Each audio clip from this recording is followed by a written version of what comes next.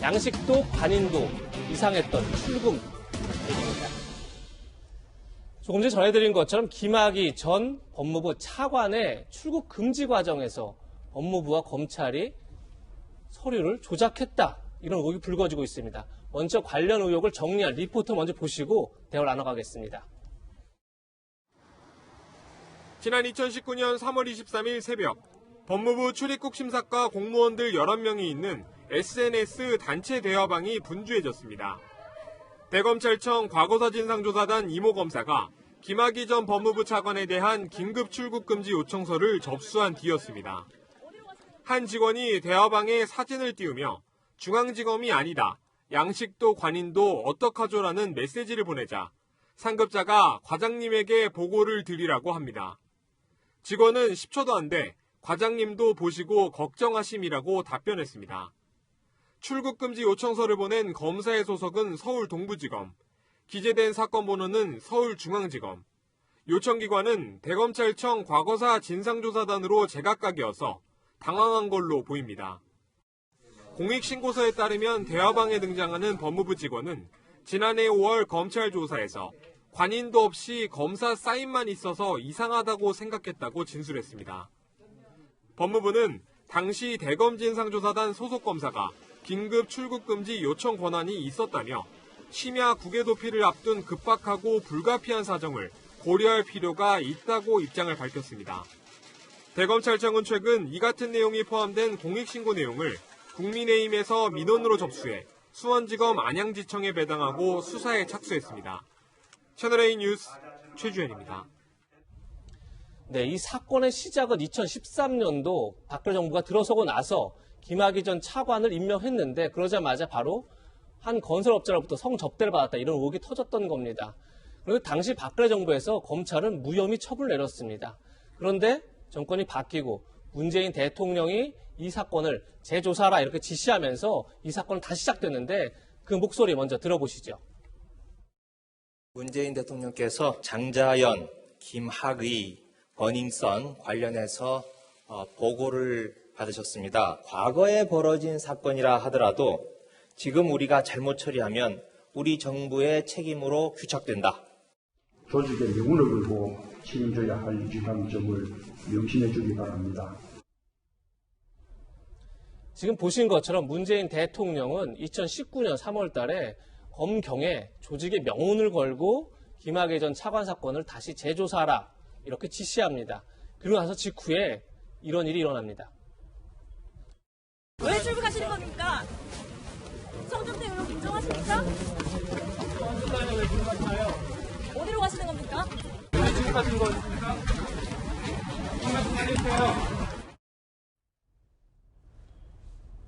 네, 방금 보신 것처럼 김학의 전 차관 검찰의 수사가 시작되려 하자 야밤에 출국을 하려고 공항에 나타납니다. 그런데 결국 출국 금지 조치가 돼서 출국하지 못했습니다. 그런데 당시에 무슨 일이 일어났던 걸까요? 김학의 불법 출국 논란 지금부터 하나 짚어보겠습니다. 2019년 3월 22일 밤 10시 52분에 김학의 전 차관이 인천공항 출국장에 진입합니다. 그러자 다음날 3월 23일 0시 8분에 진상조사단 소속 A 검사가 긴급 출국 요청서를 법무부에 접수시킵니다. 이어 0시 10분에 출입국 관계자가 김학의 출국을 제지합니다. 그리고 다시 오전 3시 8분에 A 검사는 긴급 출국 승인 요청서를 법무부에 접수합니다. 그런데 A 검사가 가짜 사건 번호로 출금 관련 서류 2건을 불법 신청했다는 것이 이번 의혹의 핵심입니다. 지금 보시는 게 출국 금지 요청서인데요. 요청 기관은 대검 과거사 진상조사단으로 되어 있습니다. 검사는 서울 동부지검 직무대리 검사 이모씨로 되어 있고요. 그런데 사건 번호는 또 중앙지검의 사건 번호입니다. 그러다 보니까 요청 기관 그리고 사건 번호 등이 다 제각각이다 이런 의혹이 제기된 겁니다. 김학의 출금 당시에 법무부 출입국 관리과 직원들의 단체 대화방이 지금 알려지고 있는데 거기에 보면 요청서를 두고 중앙지검이 아니에요. 양식도 관인도 어떡하죠? 양식도 관인도 없고 양식도 원래 절차대로 되지 않았다는 겁니다. 그러자 다른 공무원이 과장님께 보고 드리세요. 그리고 과장님도 보시고 걱정한다. 이런 대화가 법무부 출입국 관리과 직원 사이에 오간 겁니다. 지금 보시는 것처럼 왼쪽에 있는 출국금지 요청서에 사건 번호가 있습니다. 중앙지검 2013 형사사건 제65889번입니다. 그런데 이 사건은 이미 무혐의로 종결된 사건에 번호가 있습니다. 다시 말해 무혐의로 종결된 사건 번호를 가지고 출국금지를 신청할 수 없다는 거죠. 오른쪽에 있는 긴급 출국금지 승인 요청서에는 다른 사건 번호가 있습니다. 바로 서울 동부지검 2019년 내사 1호 이렇게 적혀 있는데 이 사건은 존재하지 않는 사건이라는 겁니다. 지금까지 굉장히 복잡한 사건을 저희가 단순하게 좀 정리를 해봤는데 결론은 결국 김학의 전 차관이 밤에 긴급하게 출국하려고 하자 법무부 검찰에서 이걸 막는 과정에서 존재하지 않는 사건 번호를 넣어서 긴급하게 출국금지 요청서를 보냈다. 이렇게 정리할 수 있습니다. 조영진 변호사님. 네. 지금 이것이 결국은 물론 긴급하게 출국금지를 막을 사안이 있으면 해야겠지만 절차적 정당성이 맞느냐 틀리느냐 이게 지금 의혹의 핵심인 것 같아요. 다시 한번 정리를 한번 해주시죠. 그냥 보니까 모든 게 엉망이에요. 그 출입국 관리법이라고 있거든요. 이 출입국 관리법에 출국 금지가 있는데 출국 금지는 이제 우리나라 사람한테 하는 거고 외국인은 출국 정지라고 하는데 출국 금지 사유가 여러 개가 있는데 크게 두 가지로 말씀을 드리면 첫 번째 범죄자를 출국 금지시키는 것. 그다음 두 번째로는 이제 세금을 안 낸 사람, 뭐 국세나 지방세나 이런 세금을 안 낸 사람이 외국으로 도망가는 걸 막기 위한 그 두 가지가 요건이거든요. 크게. 그런데 긴급 출국 금지가 있는데 이 긴급 출국 금지는요. 오로지 수사기관만 할 수 있는 거예요. 다시 말해서 세금 안 냈다라고 해가지고 긴급 출국 금지의 대상이 될 수가 없는데 그 긴급 출국 금지 요건은 당연히 더 엄격하겠죠. 어떻게 되어 있냐면 긴급으로 출국 금지를 할 만한 상당한 이유가 있고 긴급한 필요가 있고 그 해당자가 도망할 우려가 있어야 되는데 기본적으로 범죄 피의자여야 합니다.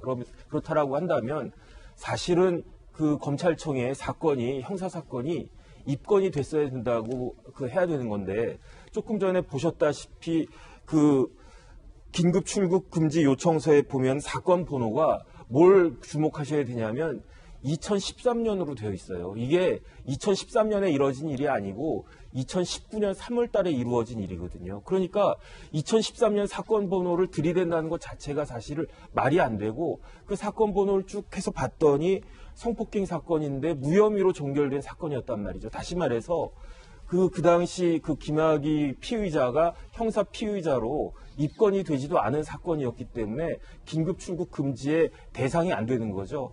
그런데 긴급 출국 금지에 대해서는 긴급적으로 우선적으로 한 거니까 법에 어떻게 되어 있냐면 6시간 이내에 법무부 장관에게 승인을 요청하도록 되어 있거든요.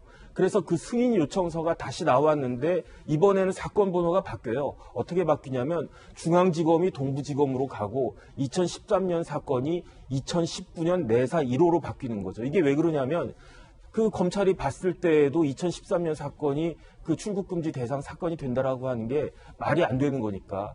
더더군다나 중요한 거는 동부지검 2019년 내사 1호 사건이 실질적으로 존재하지 않는 사건이고 이 사건 번호를 만든 검사가 동부지검 소속도 아니었어요.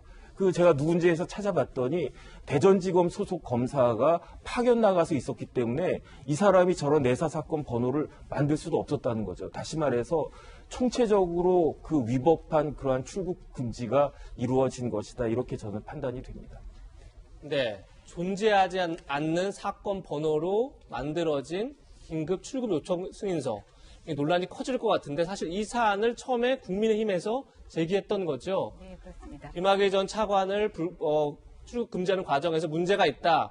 그리고 이것과 함께 또 여러 차례 불법적으로 출금 현황을 조회했다. 이런 이제 문제 제기를 처음 국민의힘에서 했었는데 김연아 비대위원님 이 사건을 어떻게 지금 보고 계십니까? 그러니까 이제 한 달 전쯤 아마 기억하실 겁니다. 그 김학의 전 차관의 출입국 기록을 관련 기관들이 불법적으로 수집했다라고 하는 제보가 들어와서 저희 당에서 이제 고발을 한 사건이 있었는데요. 요거는 그거와 별도로 그 출국 정지를 하는 과정에서 그 서류와 또 그것을 신청할 수 있는 권한을 갖지 않은 자가 신청을 해서 사실 이것 자체가 불법했다, 부정했다라고 하는 문제 제기인데요. 이것은 이제 국민권익위원회의 제보에서 적어도 100쪽이 넘는 보고서가 제출된 상태라 상당한 근거 자료가 있는 사건으로 유추가 됩니다. 근데 저는 이것 출국 정지를 한 것도 문제지만 왜 이렇게 무리한 행동을 했을까라고 하는 그 이면을 좀 살펴볼 필요가 있다고 생각이 됩니다. 앞서 화면에서 대통령이 김학의 사건을 검찰과 경찰에 지군을 걸고 조사에 임하라고 하는 사실은 엄중한 지시를 내리십니다. 그 지시가 있고 난 5일 이후에 벌어진 일인데요. 우리가 보통 그 민간이 목적을 위해서 수단과 방법을 가리지 않고 불법, 부정한 방법을 저지르는 거에 대해서 많이 비난을 합니다. 그것에 대한 대안으로 뭐 어떤 얘기를 하고 있나요?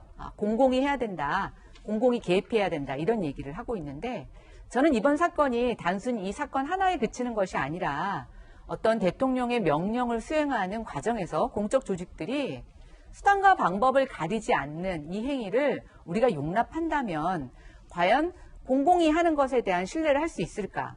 또 더 나아가 대통령의 명령이나 어떤 국가가 추구하는 어떤 목적이 항상 선일 수도 없다라고 하는 궁극적인 또 철학적 물음을 가질 수도 있는데요.